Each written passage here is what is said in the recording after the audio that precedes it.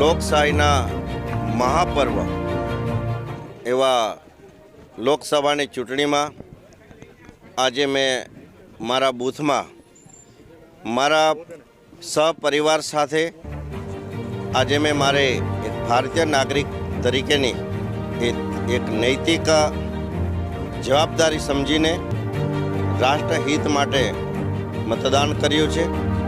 અને આજે જ્યારે આખા દેશની ચૂંટણી ચાલી રહી છે ત્યારે જે તે લોકસભામાં મતદાન ચાલુ છે એ લોકસભાના તમામ મતદાર ભાઈ બહેનોને 100% મતદાન કરવા માટે હું નમ્ર અપીલ કરું છું।